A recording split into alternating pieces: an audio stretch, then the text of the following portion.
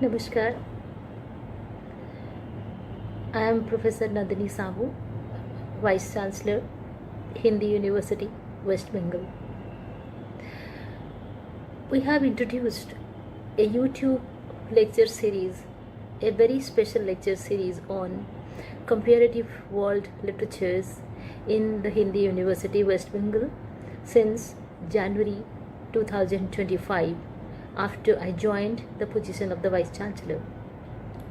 In the process of the series, we have invited more than 35 scholars, researchers, senior professors, academicians, creative writers, critics, and theorists all over the world, and they have delivered lectures for our university under the umbrella term comparative world literatures, and they have taken their specific subjects like their own research, and then they have taken critical pedagogy from different world literatures, and then they have become an integral part of the Hindi University West Bengal special lecture series on comparative world literatures.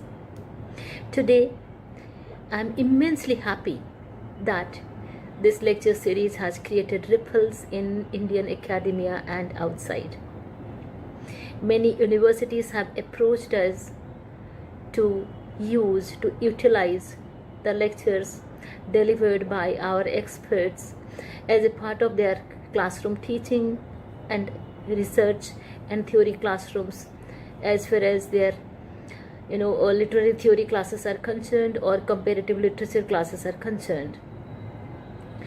And this is a milestone that within 6 months of the introduction of the lecture series, thousands and thousands of researchers and scholars have been closely associated with us, and we are editing a volume, Comparative World Literatures, where we have invited research papers from all the speakers who have already delivered lectures for us. Also, we have invited those scholars who are going to be a part of our lecture series, and they have shown enthusiasm to contribute their full-length papers to the edited volume Comparative World Literatures, which eventually we will use as a part of our coursework on comparative world literatures when we introduce the Department of Comparative World Literatures in Hindi University. Also, I am immensely happy to share with our scholars, our readers, and our enthusiasts that the internal faculty members of Hindi University have started contributing in a meaningful way to the pedagogy of comparative world literatures. They have started delivering lectures under the umbrella term comparative world literatures, and 2 or more internal faculty members of Hindi University have already delivered their lectures, and more number of faculty members have registered with the series, and they are discussing their research with me, and very soon, within a couple of weeks, we will complete the recordings of the internal faculty members of Hindi University who have also been critically a part of the comparative world literature series, like translation studies departments, then the Hindi department people, history and political science department people. How they can be a part of comparative world literatures is the question here, the point of concern here. Translation studies people can use comparative literature not just as a linguistic exercise, but as a method of epistemic mediation. They allow ideas, concepts, and narratives from Hindi and other Indian languages and world languages to enter the global academic conversation while retaining their cultural and philosophical integrity. For history and political science departments, translated archives, oral histories, and political texts can be comparatively used and read to question the dominant narratives in the world, and also to rediscover the silenced texts, the silenced voices. Like I read somewhere that history is written by the winner, Now, what happens to the history of the so-called loser? Ethnomusicologists, historians, they take up the history of the so-called loser as a part of their research. So this is what our history department people are doing, and I am very happy to share that many of them have been highly published, and they are working on ethnomusicology, on history and pedagogy of the historical texts, which are also a part of the comparative world literatures in a very intertextual and polyphonic way, in a very interdisciplinary, transdisciplinary and multidisciplinary way. For history and political science people, translated archives and oral histories and political texts, they speak out for the people who are marginalized, who are the subaltern, who do not have a voice. And this makes comparative literature a methodology of resistance against epistemic colonialism, epistemic violence against the subaltern. And then when it comes to languages for global theorization, through comparative literature frameworks, Hindi and other literature departments, they can be, they take it as a part of their history, their research and publication, and these researches can be used as models for a theoretical source in their own rights, producing indigenous concepts, aesthetic categories, and political critiques. Comparative readings of Hindi texts in our Hindi university, alongside the world literatures, they can help political science people explore cultural nationalism, which we are successfully doing, subaltern politics, and movements of resistance, while history can locate them in specific temporal and sociological and social contexts. And then when it comes to reframing world literature from the global south, comparative literature enables the comparative world literature departments to challenge the canon by foregrounding, South dialogues and Hindi dialogues with African, Latin American, Southeast Asian texts instead of the usual North-South pedagogy or North-South dichotomy. We believe in inclusivity and flexibility, and through this comparative world literatures lecture series, we have been successfully doing it, and I am very happy to share here that not just external experts but the internal faculty members from Hindi, translation studies, history and political science departments from our university have been substantially contributing. They have been delivering lectures.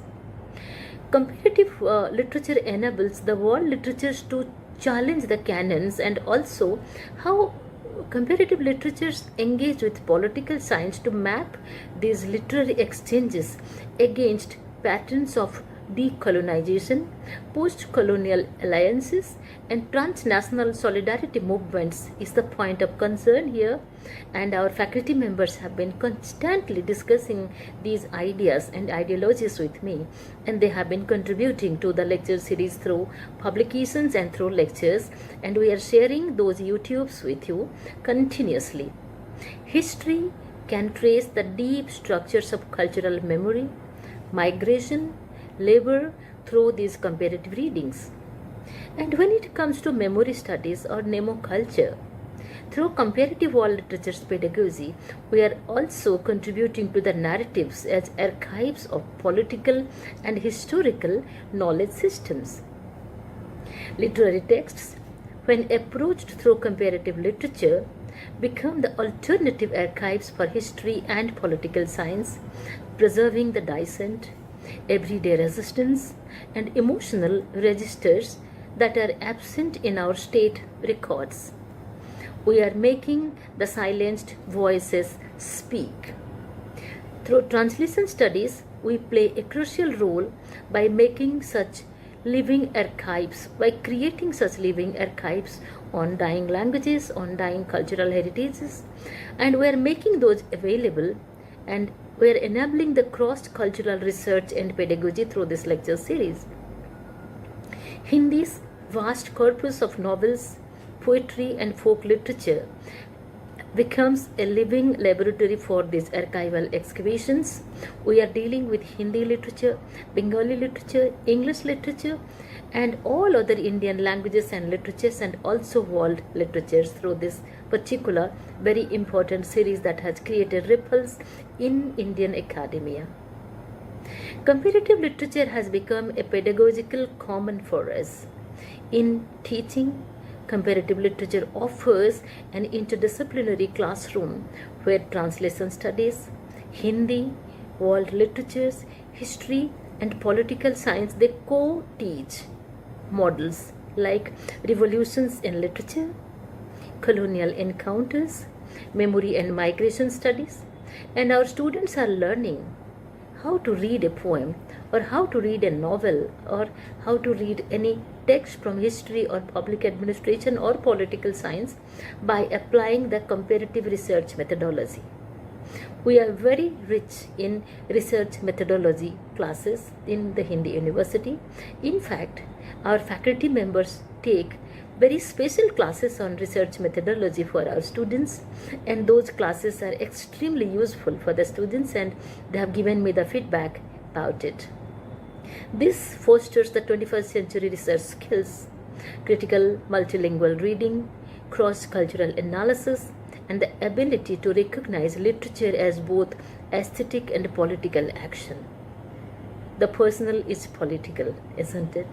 So in the Hindi University, the matters that we discuss as a part of our personal discourses through this comparative world literature series are also our political, academic, and social statements.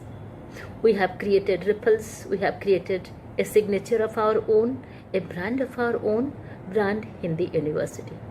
Once again, I congratulate all the external speakers who have also contributed to our comparative world literatures lecture series, and the internal faculty members who have started contributing to the series in a big way.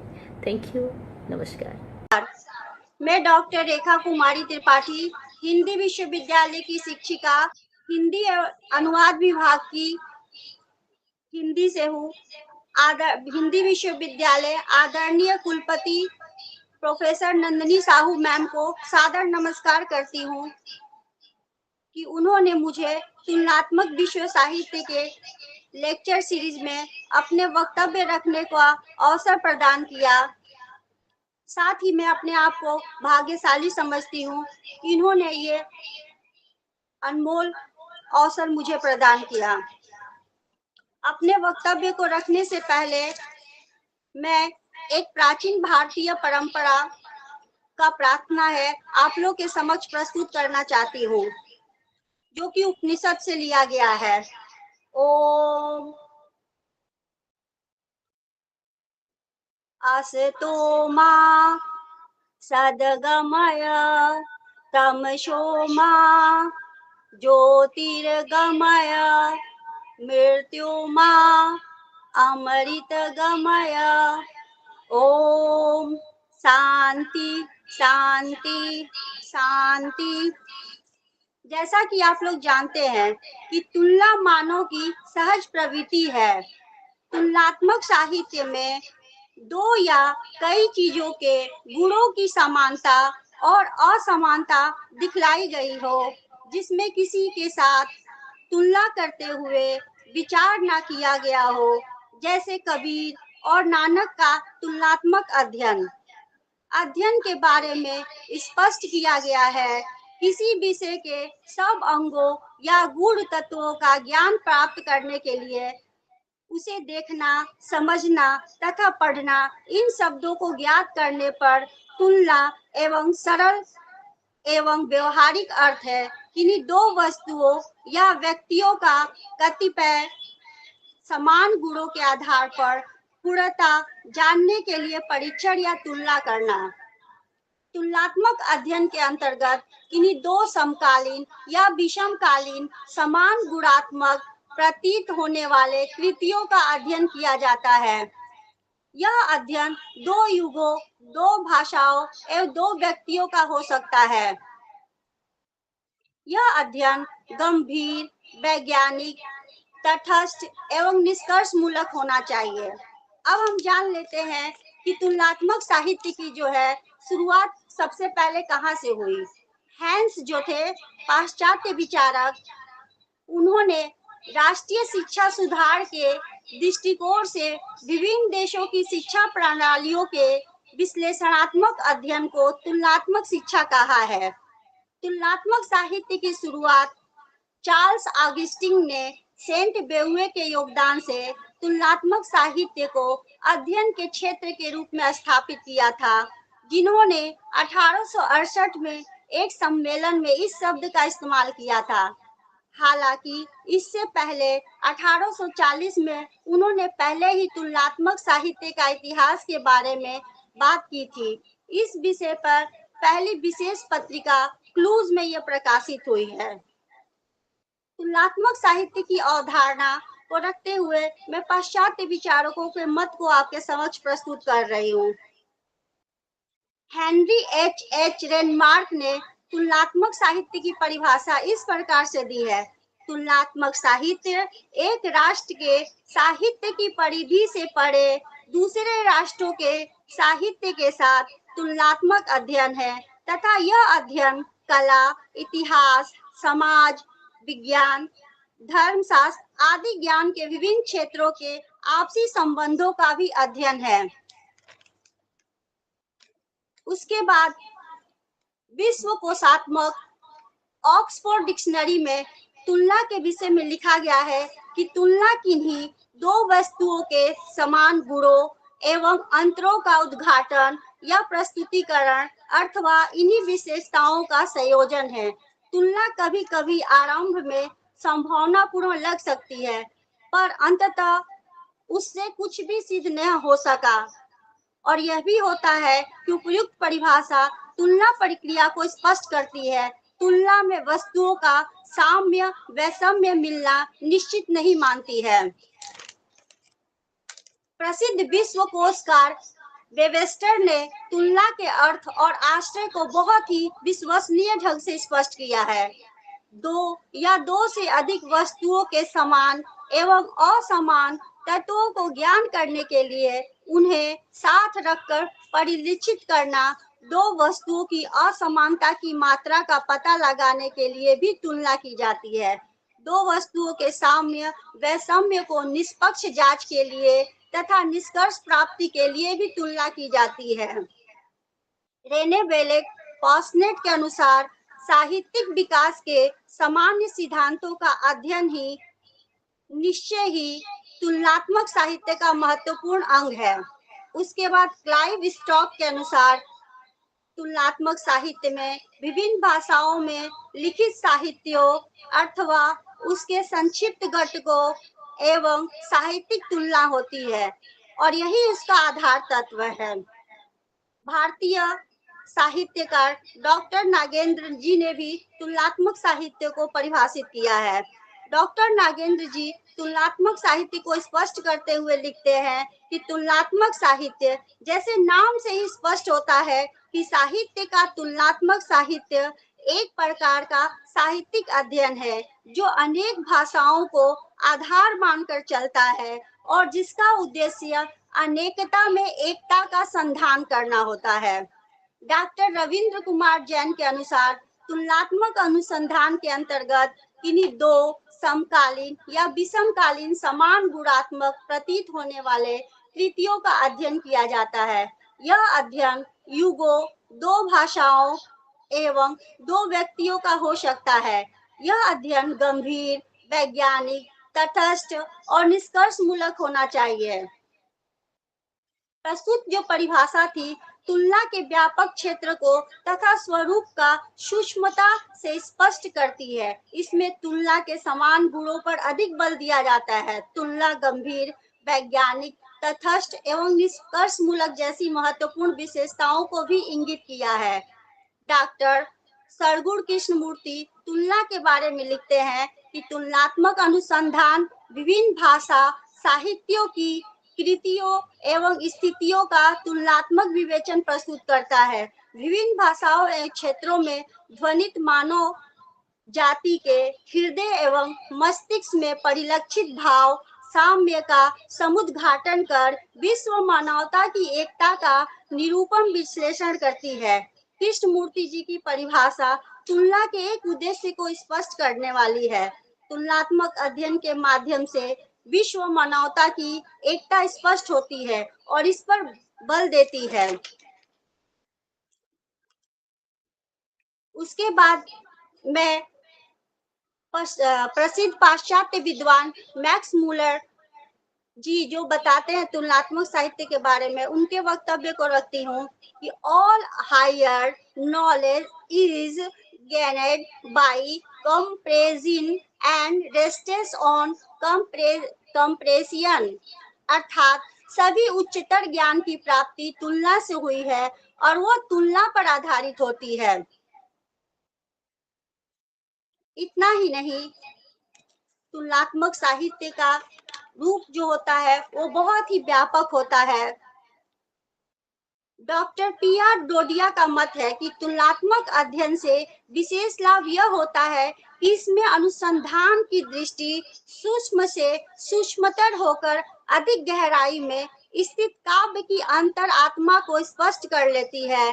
परिणाम स्वरूप बहुत बहुमूल्य निष्कर्ष की प्राप्ति होती है। ज्ञान की परिपुष्टि एवं स्फूर्ति के लिए तुलनात्मक अध्ययन की आवश्यकता ही नहीं, अनिवार्य भी है।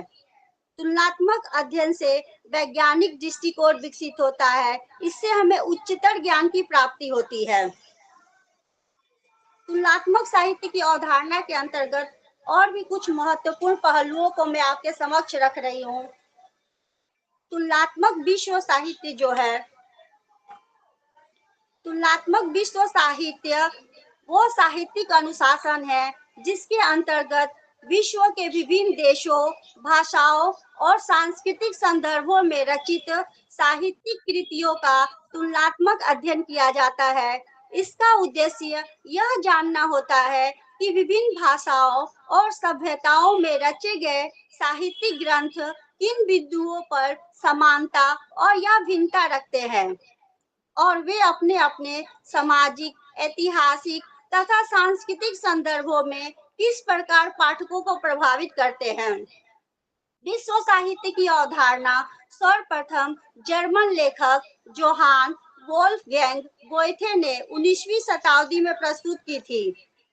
उनका मानना था कि साहित्य को केवल राष्ट्रीय सीमा में नहीं बांधा जाना चाहिए, बल्कि उसे वैश्विक दृष्टिकोण से देखना चाहिए। इसी विचार ने तुलनात्मक विश्व साहित्य की नींव रखी, जो आज एक अंतर्राष्ट्रीय साहित्यिक अध्ययन पद्धति के रूप में स्थापित हो चुकी है। तुलनात्मक विश्व साहित्य का अध्ययन विभिन्न विधाओं जैसे कविता, उपन्यास, नाटक, लोक साहित्य, मिथक तथा समकालीन साहित्य आदि को केंद्र में रखकर किया जाता है। यह अध्ययन केवल रूपात्मक या विषयगत नहीं होता है, बल्कि इसमें सांस्कृतिक अंतर संबंध, भाषाई आदान प्रदान, अनुवाद की भूमिका, औपनिवेशिक प्रभाव, स्त्रीवाद तथा उत्तर औपनिवेशिक दृष्टिकोण और आधुनिकता जैसी अवधारणाएं भी समाहित होती है। भारतीय परिप्रेक्ष्य में तुलनात्मक विश्व साहित्य का विशेष महत्व है, क्योंकि यहाँ एक बहुभाषिक और बहुसांस्कृतिक समाज है। भारतीय साहित्य को विश्व साहित्य से जोड़कर एक वैश्विक संवाद की स्थापना की जा सकती है। साहित्य जो होता है वो मानव अनुभव की अभिव्यक्ति है और कवि उसकी आत्मा है।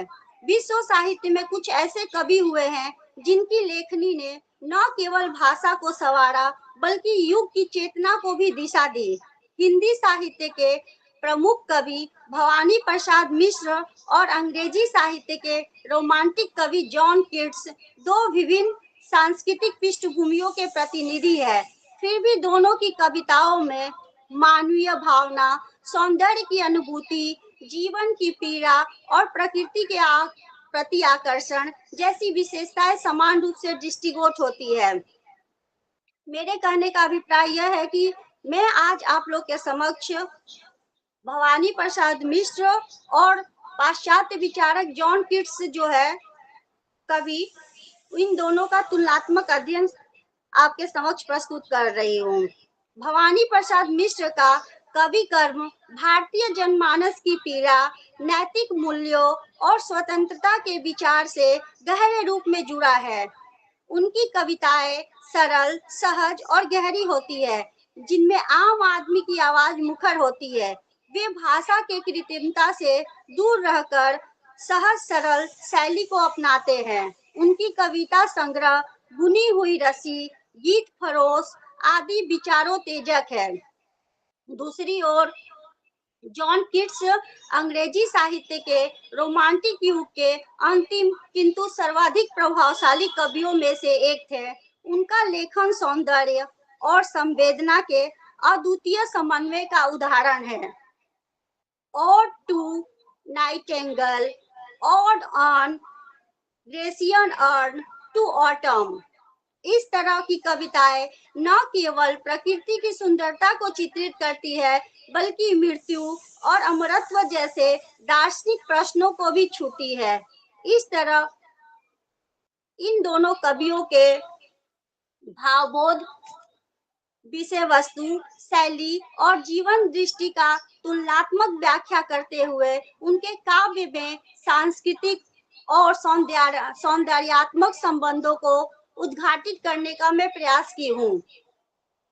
भवानी प्रसाद मिश्र और जॉन कीट्स दोनों ही अपने समय अपने अपने सांस्कृतिक परिप्रेक्ष्य में अद्वितीय काव्य व्यक्तित्व है।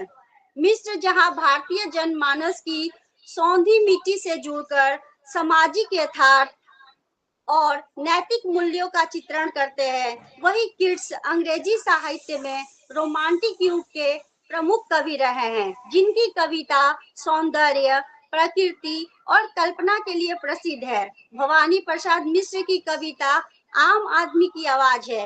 वे लिखते हैं, सच्ची कविता वही है जो हमें जगाए, जो हमारे अंदर के सोए को उठाए। उनकी कविता में स्वतंत्रता संग्राम, समाज सुधार और भारतीय संस्कृति का स्वर स्पष्ट झलकता है। दूसरी ओर जॉन कीट्स की कविता सौंदर्य और शाश्वत की खोज है, कविता के प्रति उनके सौंदर्य बोध को दर्शाती है। कीट्स की कविताएं वस्तु जगत की सुंदरता, मृत्यु, प्रेम और समय की क्षणिकता को दर्शन कराती है। दोनों कवियों में प्रकृति के प्रति आकर्षण एवं सामान्य तत्व है, परंतु जहां कीट्स की प्रकृति में शाश्वत सौंदर्य को खोजते हैं, वही मिश्र उसमें जनजीवन की छवि देखते हैं। इस प्रकार मिश्र और कीट्स की कविताओं का तुलनात्मक दृष्टिपात कर सकते हैं। जीवन दृष्टि एवं काव्यगत दृष्टि से देखें तो भवानी प्रसाद मिश्र की काव्य दृष्टि गांधीवादी विचारधारा, नैतिकता और भाषा की जन पक्षधरता से जुड़ी है। वे कविता को जन संवाद का माध्यम मानते हैं। उनकी यह पंक्तियां दृष्टव्य है, सत्य से मिलाया मैंने शब्द का संबंध और कविता को बनाया साधन मात्र छंद। जॉन कीट्स की कविता जीवन दृष्टि और क्षण भंगुरता और सौंदर्य के शाश्वत प्रभाव पर आधारित है। उनके अनुसार a thing of beauty is a joy forever। जहां मिश्र की कविता में सत्य के लिए संघर्ष है, वही कीट्स की कविता में सौंदर्य की शरण है। सौंदर्य बोध के परिप्रेक्ष्य में देखा जाए तो कीट्स का सौंदर्य बोध आदर्शवादी और कल्पनाशील है। Ode on a Grecian urn में वे लिखते हैं या कहते हैं कि beauty is truth, truth beauty, that is all we know on earth and all we need to know. उसके लिए सौंदर्य ही अंतिम सत्य है। कीट्स के सौंदर्य में बिंबों, प्रतीकों, कलातीत कल्पनाओं की प्रमुख भूमिका है। वही भवानी प्रसाद मिश्र सौंदर्य की खोज को साधारण जीवन की सहजता में पाते हैं। कविता बनती है मन की, कोई बात जो झड़ती है जैसे बारिश पेड़ पर चुपचाप। यह कविता और सौंदर्य दोनों जीवन की सरलता में समाहित है। दोनों कवियों में सौंदर्य की तलाश है, पर एक में कल्पना है और दूसरे में जीवन है। मृत्यु के परिप्रेक्ष्य में भवानी प्रसाद मिश्र और जॉन कीट्स का वैचारिक कुछ रूपों में अलग परिलक्षित होता है। कीट्स की कविता में मृत्यु को एक सुकूनदायक रहस्यमयी तत्व है। ओड टू अ नाइटिंगेल में वे लिखते हैं, darkling early sun and for many a time I have been half in love with full death। Kids मृत्यु को सौंदर्य और संगीत की अमरता के मुकाबले अल्पजीविता का अनुभव करते हैं। यह मृत्यु से मोह नहीं बल्कि शांति की तलाश है। वहीं पर भवानी प्रसाद मिश्र मृत्यु को सत्य की कसौटी मानते हैं। मरना कोई हर्ज नहीं है, बस यह तय रहे कि तुम्हारी आत्मा मरने से पहले सच के पक्ष में खड़ी रहे। यहाँ मृत्यु का उद्देश्य मूल आधारित जीवन की परिणति, प्रकृति का चित्रण दोनों ही कवियों की कविताओं में समान रूप से देखा जाता है, किंतु दोनों की चिंतन एक सा नहीं है। किड्स के लिए प्रकृति की प्रेरणा है। टू ऑटम में वे लिखते हैं, season of mists and mellow fruitfulness, close bosom friend of the maturing sun. Keats प्रकृति, शांति, संगीत और अमरता के प्रतीक है। टू ऑटम कविता अब तक की सबसे प्रतिष्ठित पंक्तियों में से एक है। यकीनन कोई भी अन्य कवि इस मौसम का इतना सुंदर चित्रण इतनी कुशलता से या छवियों के इतने बहुरूप दर्शक भंडार के साथ नहीं कर पाया है। किड्स 3 महीनों में सिनेस्थीसिया को सिर्फ 3 छंदों में व्यक्त करने में सक्षम है। प्रकृतिवादी,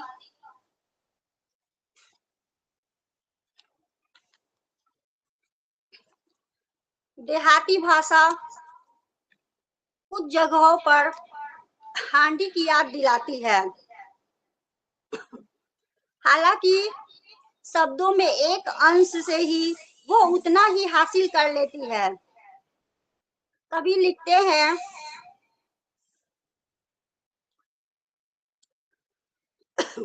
season of mists and mellow fruitfulness, close bosom friend of the maturing sun, for summer has overbrimmed their clammy cells।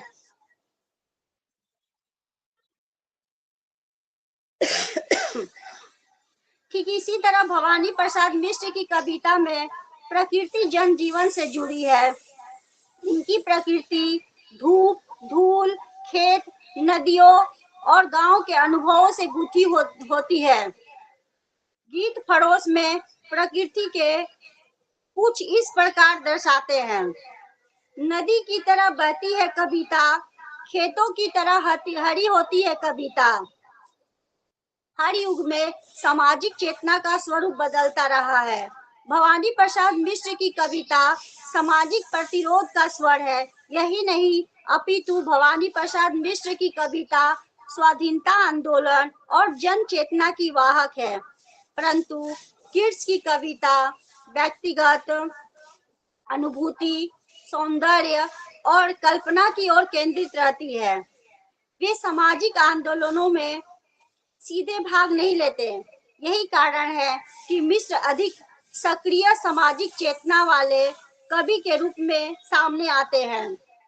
Bhavani Prasad Mishra और जॉन कीट्स की कविताओं में आत्मबोध और भावबोध का भी दर्शन होता है।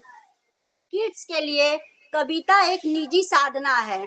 अतः किड्स आत्मचिंतन में लिखते हैं कि when I have fears that I may cease to be before my pen has gleaned my teeming brain। Bhavani Prasad Mishra और जॉन किट्स दोनों ही कवि यद्यपि विभिन्न सांस्कृतिक और भाषाई पृष्ठभूमि से आते हैं, किंतु उनकी कविताओं में आत्मबोध और भावबोध की सशक्त उपस्थिति देखी जा सकती है। दोनों कवियों ने व्यक्तित्व की आंतरिक अनुभूतियों को अत्यंत संवेदनशीलता और आत्मनिरीक्षण के साथ अभिव्यक्त किया है। भवानी प्रसाद मिश्र की कविताओं में आत्मबोध एक सामाजिक और नैतिक संदर्भ के साथ उभरता है।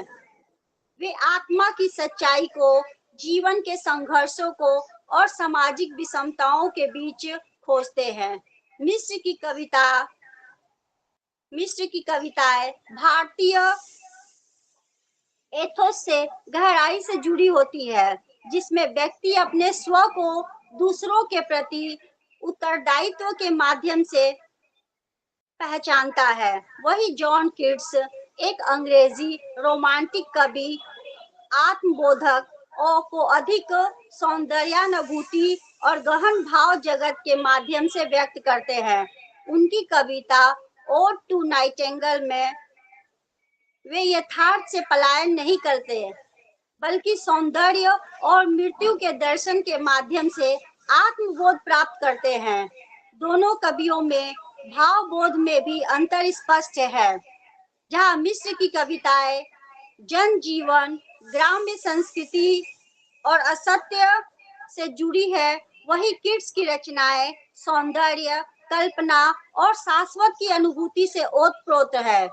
लेकिन दोनों की कविताओं में एक समानता यह है कि वे अपने अंदर की यात्रा करते हैं, एक चेतना के आलोक में, जिसमें व्यक्ति स्वयं को, अपने परिवेश को नए दृष्टिकोण से देखता है।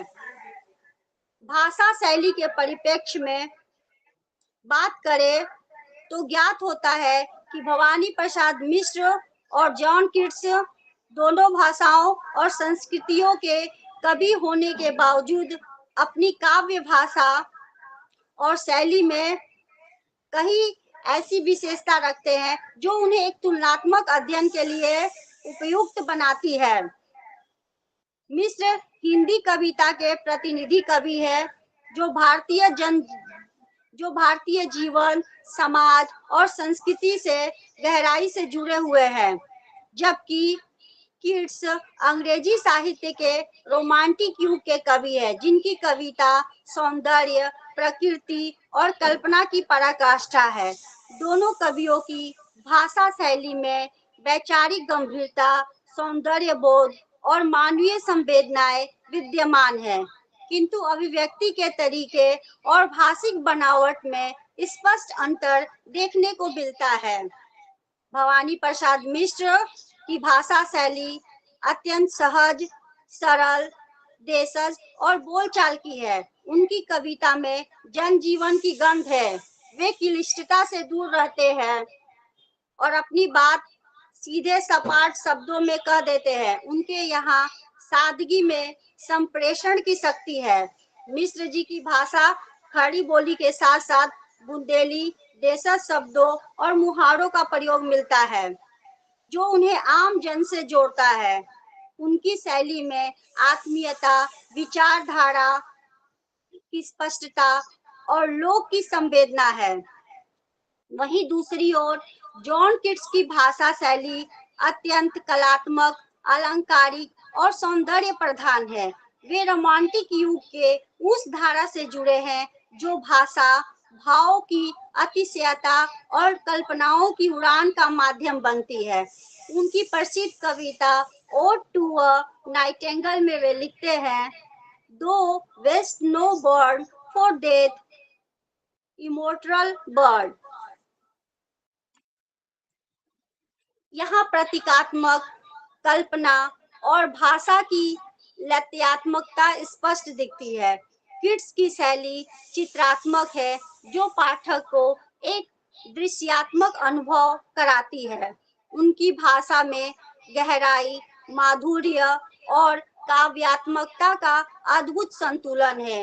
वे ग्रीक मिथ को प्रकृति और सौंदर्य और कालजयी तत्वों का प्रयोग करते हुए एक जादुई वातावरण रचते हैं, जहाँ एक तरफ मिश्र जी यथार्थ के धरातल पर खड़े कवि है, वही किड्स सौंदर्य और कल्पना के क्षितिज पर विचरण करते हैं। मिस्र की भाषा सामाजिक परिवर्तन और आत्म संवाद की प्रेरणा देती है, जबकि किड्स की भाषा सौंदर्य की शाश्वत खोज में संलग्न है। मिस्र की शैली में व्यंग, आलोचना और प्रतिरोध का स्वर है, जबकि किड्स की शैली में संगीतात्मकता, भाव प्रवणता और बिंबात्मकता प्रमुख है। अब मैं आप लोग के समक्ष और भी कुछ महत्वपूर्ण बातों को रखूंगी। जैसा कि मैंने सबसे पहले तुलनात्मक साहित्य की अवधारणा के बारे में चर्चा की कि किन किन विचारकों ने क्या क्या तुलनात्मक साहित्य के बारे में कहा। अब निष्कर्ष रूप में मैं यह बताऊंगी कि तुलनात्मक साहित्य क्या है और भवानी प्रसाद मिश्र और जॉन किट्स की तुलनात्मक अध्ययन करने के बाद क्या निष्कर्ष निकलता है। तुलनात्मक साहित्य जो है, निष्कर्ष रूप में हम कह सकते हैं कि तुलनात्मक साहित्य जो है आज के 21वीं सदी में भूमंडलीकरण के बाजारवाद के कारण संपूर्ण विश्व एक विश्वग्राम के रूप में बन गया है। ऐसे में तुलनात्मक साहित्य को अनेक कारणों से अनन्य साधारण महत्व प्राप्त हुआ है और तुलनात्मक साहित्य जो है वो हमें एक साथ लाने का काम करता है। यहाँ तक कि तुलनात्मक साहित्य जो है वो खुद में दूसरे को जांचने का परख देता है। तुलनात्मक साहित्य जो है वो हमें व्यापक दृष्टिकोण प्राप्त करता है। तुलनात्मक साहित्य हमारे संकीर्ण विचारों को विस्तार पूर्वक दृष्टिकोण प्रदान करता है। और एक बात मैं आप लोग के समक्ष रखना चाहूंगी कि तुलनात्मक साहित्य जो होता है उसमें अनुवाद की भी बहुत भूमिका होती है। बिना अनुवाद का तुलनात्मक साहित्य नहीं किया जा सकता है। तुलनात्मक साहित्य जो है वो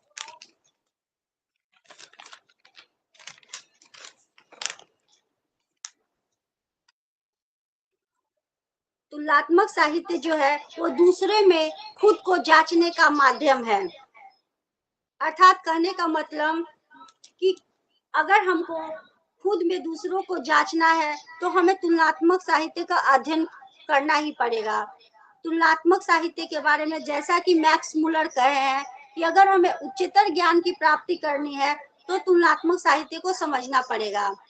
आज पाश्चात्य सभ्यता, बाजारवाद, स्वार्थपरता और भोगवादिता की प्रवृत्ति भारत में प्रबल होती जा रही है, जिसमें व्यक्तिवाद बढ़ा है, संयुक्त परिवार टूटे हैं, मानव आदर भाव भी कम हुआ है, मानव मूल्य, नैतिक मूल्य और जीवन मूल्य पर्याप्त गति से संक्रमणित तथा परिवर्तित हुए हैं। तुलनात्मक अध्ययन जो है उसके द्वारा अनेक समानता परक तथ्यों एवं सत्यों की स्थापना करके भारतीय संस्कृति की मूलभूत एकता की भावना को फिर से चरितार्थ किया जा सकता है।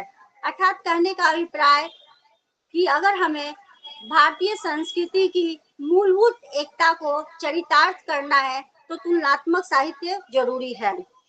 हिंदी एवं अन्य प्रादेशिक भाषाओं और साहित्यों में तुलनात्मक अनुसंधान से आदान प्रदान की भावना बढ़ेगी। दोनों भाषाएं आपसी आदान प्रदान से संपन्न एवं समृद्ध बनेगी। हिंदी को राज्य भाषा के साथ साथ संपर्क भाषा और विश्व भाषा के विराट तथा महान उत्तरदायित्व को निभाना है। इसके लिए हिंदी को अपने प्रादेशिक स्वरूप से राष्ट्रीय स्वरूप में विकसित होना है। यह महान कार्य जो है वो तुलनात्मक अध्ययन से ही संभव होना है। अर्थात तुलनात्मक साहित्य से ही हिंदी को एक व्यापक और विकसित रूप मिल सकता है। अब मैं आप लोग के समक्ष निष्कर्ष रूप में यह रखना चाहती हूँ कि भवानी प्रसाद मिश्र और जॉन कीट्स दोनों का जब हम तुलनात्मक अध्ययन करते हैं तो क्या समानता पाते हैं और क्या असमानता पाते हैं। भवानी प्रसाद मिश्र और जॉन कीट्स यद्यपि भिन्न भौगोलिक और सामाजिक और सांस्कृतिक पृष्ठभूमियों से संबंध रखते हैं, फिर भी उनकी कविताओं में मानवीय संवेदना, सौंदर्य बोध और जीवन के प्रति गहन दृष्टिकोण समान रूप से परिलक्षित होते हैं। भवानी प्रसाद मिश्र हिंदी साहित्य के प्रमुख कवियों में गिने जाते हैं, जिन्होंने कविता को जन जीवन से जोड़ा। उनकी कविता में देशज, भाषा, व्यंग, सामाजिक सरोकार और यथार्थ का अद्भुत समन्वय है। वे परंपरा में आधुनिकता का समावेश करते हैं। वे कवि कम और जन कवि अधिक है। अर्थात कहने का मतलब कि वो जन जन से जुड़े हुए हैं, इसीलिए कवि कम है और जन कवि ज्यादा है। उनकी कविता में विचार की प्रखरता, संवेदना की गहराई और प्रतिरोध का साहस एक साथ उपस्थित होता है। मिश्र की भाषा सादा किंतु प्रभावशाली है, जो सीधे पाठक के हृदय में प्रवेश करती है, जबकि जॉन कीट्स रोमांटिक युग के ऐसे कवि हैं जो सौंदर्य के उपासक माने जाते हैं। उन्होंने कविता को एक सौंदर्यात्मक अनुभव का माध्यम बनाया। उनकी कविताओं में प्रकृति, प्रेम, मृत्यु और अमरता जैसे विषयों की गहन और कल्पनात्मक प्रस्तुति है। कीट्स की भाषा अत्यंत अलंकारिक, संगीतात्मक और बिंबात्मक है। वे सौंदर्य और कल्पना की उच्चतम सीमाओं तक पहुंचने का प्रयास करते हैं। जहां मिश्र की कविता सामाजिक यथार्थ से जुड़ी हुई है, वहीं कीट्स की कविता सौंदर्य और कल्पना की उड़ान है। मिश्र की कविता पाठक को सोचने, जागने और बदलाव की प्रेरणा देने वाली है, जबकि कीट्स की कविता पाठक को भावनाओं की गहराई और सौंदर्य के अद्वितीय संसार में ले जाती है। मिश्र संघर्ष और जीवन के यथार्थ को सामने लाते हैं, वही कीट्स जीवन की पीड़ा को सौंदर्य में रूपांतरित कर देते हैं। अतः इस अध्ययन से स्पष्ट होता है कि दोनों कवियों की कविताएं अपने अपने सांस्कृतिक और दार्शनिक संदर्भों में अत्यंत महत्वपूर्ण है। भवानी प्रसाद मिश्र हिंदी साहित्य में सामाजिक चेतना और प्रतिरोध के स्वर के वाहक है, जबकि जॉन कीट्स अंग्रेजी साहित्य में सौंदर्य और कल्पना की पराकाष्ठा का प्रतीक है। दोनों की कविताएं मानवीय अनुभूति और सौंदर्य और विचार की व्यापकता को समेटे हुए हैं। इस प्रकार निष्कर्षतः कहा जा सकता है कि भवानी प्रसाद मिश्र और जॉन कीट्स दोनों ही कवियों ने अपनी काव्य यात्रा में अपने युग, समाज और संवेदना के अनुरूप साहित्य को समृद्ध किया।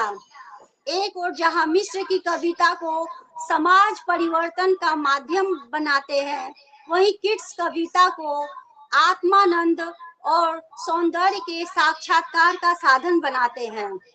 दोनों की कविताएं पाठकों को न केवल भावनात्मक रूप से स्पर्श करती है, बल्कि चिंतन की दिशा भी प्रदान करती है। यही विशेषता इन्हें कालजयी बनाती है, और ये सब संभव हुआ है इन दोनों साहित्यकारों की कविताओं की तुलनात्मक साहित्य के द्वारा ही हो सकता है। तुलनात्मक विश्व साहित्य को ध्यान में रखकर ही इन दोनों की तुलना की गई है।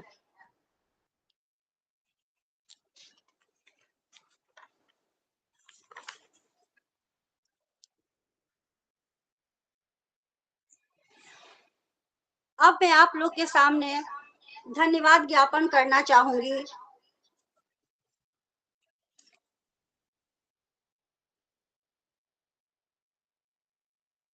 मैं डॉक्टर रेखा कुमारी त्रिपाठी तुलनात्मक विश्व साहित्य के आभासी संगोष्ठी में आप सभी को धन्यवाद देती हूँ। उसके पहले एक त्रुटि रह गई है कि आप में से कोई प्रश्न करना चाहते हैं तो प्रश्न पूछ सकते हैं। अगर किसी को कोई प्रश्न करना है तो आप कर सकते हैं।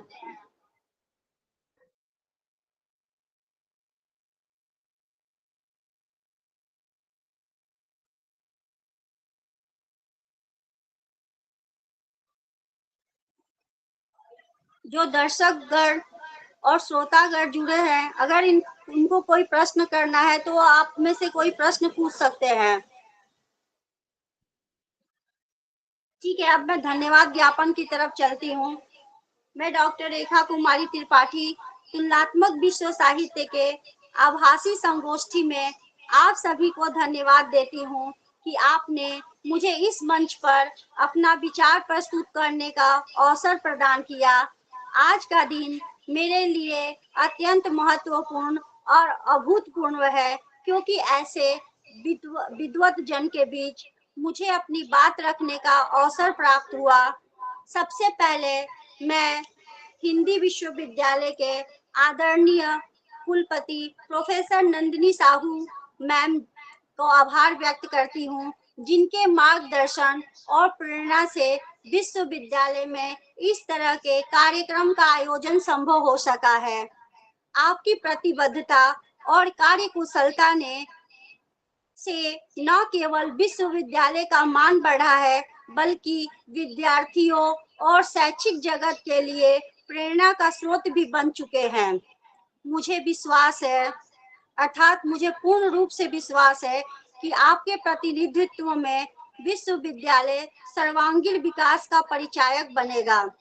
तत्पश्चात मैं इस कार्यक्रम की समन्वयक पारोमिता दास जी को भी सादर आभार प्रकट करती हूँ, जिनके अथक परिश्रम एवं संयोजन में एक वैश्विक स्तर पर साहित्य को जानने समझने का सुअवसर प्राप्त हुआ। साथ ही विश्वविद्यालय के सभी संकायों के समस्त प्राध्यापक एवं प्राध्यापिकाओं, विभागीय अधिकारियों, कर्मचारियों और जो टेक्निकल रूप में मेरी सहायता कर रहे हैं, उन सभी को मैं हार्दिक धन्यवाद ज्ञापित करती हूँ, जिनका सौहार्द्र प्रिय सुझाव और सहयोग के फलस्वरूप यह आयोजन सफल हुआ।